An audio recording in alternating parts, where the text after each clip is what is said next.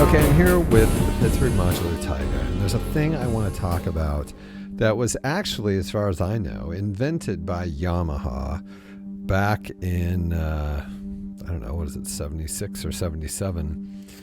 This really helpful idea that will help you in regard to the creation of really cool sounds. Okay, so here's what happens.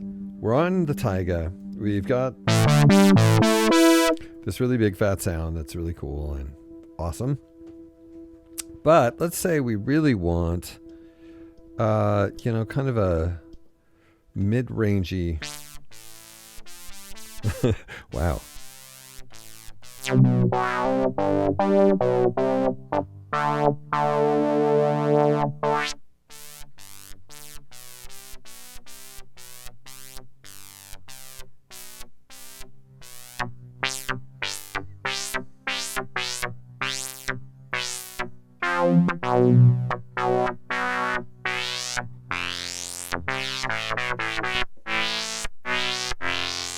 Anyway, you've created this sort of band-passy sound.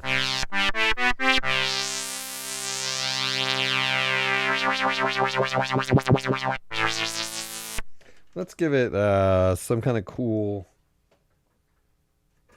sample and hold effect.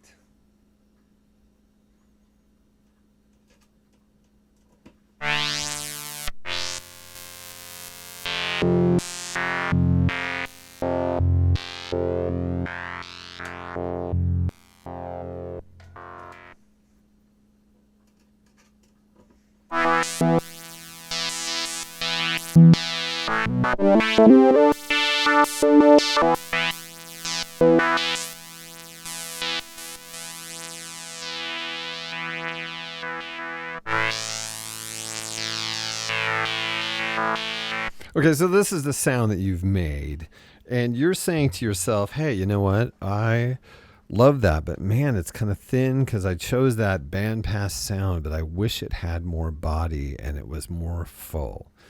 Well, here is a thing that you can do to sort of give it its body back. Because really what you want is the low-end frequencies, but you like what the bandpass filter is doing with the sample and hold. That's super cool. But you also want it to have a little more low end. So here's the thing you could do. You'll notice that on all of the oscillators, there is a sine wave output. Now, this is what the sine wave is actually great for. What you then want to do is take the sine wave, which if we were to listen to it, would sound like this.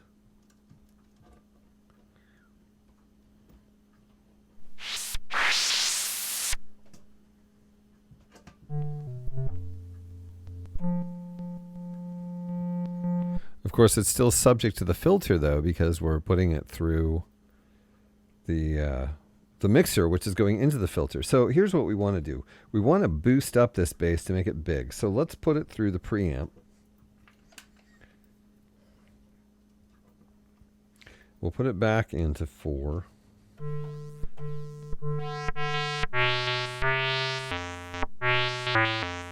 But that would make us so that we're getting it filtered just as much as it was. That's not what we want. What we want is to have it unfiltered. So what I would suggest is coming over here to our mixer splitter and plugging in there.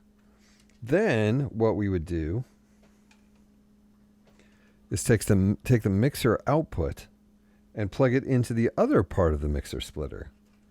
Then we would take the output from the mixer splitter and put it as the input to the dynamics. Now we have the sort of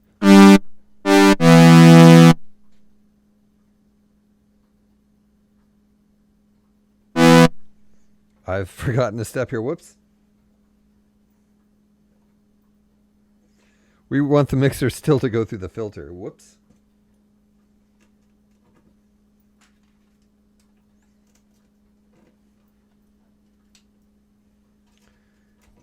Now we still have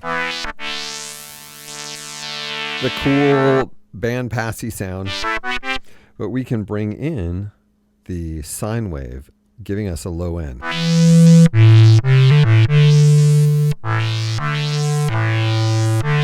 And we can overdrive it if we want.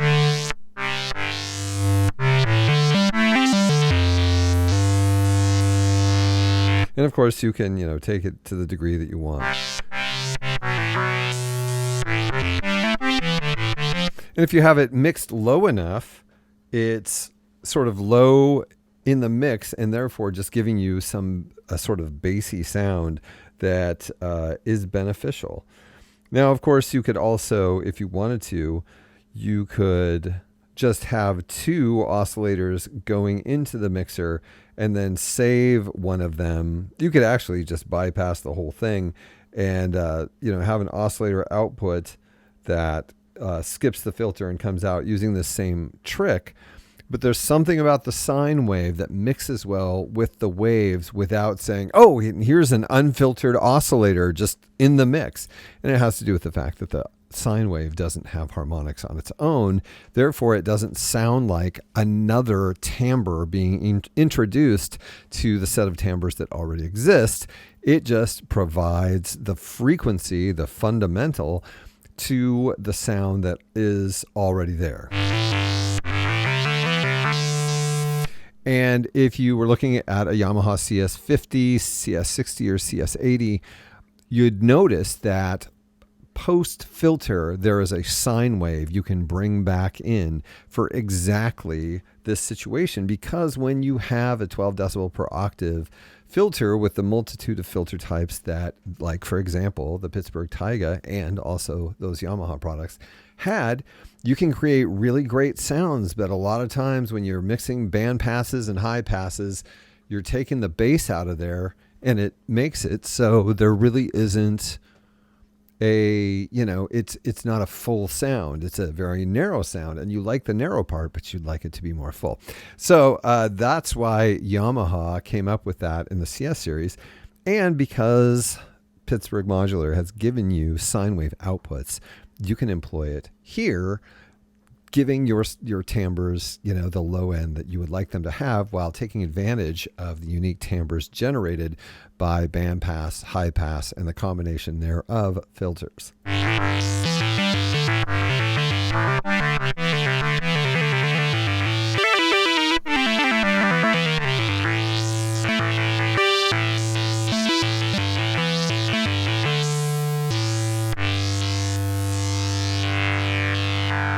And if you wanted to be cool, you could reserve an oscillator and use its sine wave output and then drop it down an octave, which I did not do because we're actually using the first oscillator. We're using all the oscillators right now. But if I were to take the sine wave out of like 3 and take 3 out of the mix,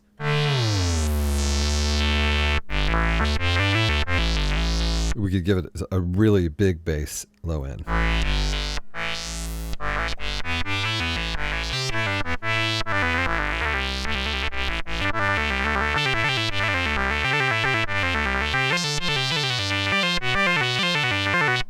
Anyway, that is a good way to bring a low end back into a sound where the filter has taken out the bass. And that can be done, obviously, with the Pittsburgh Modular Taiga.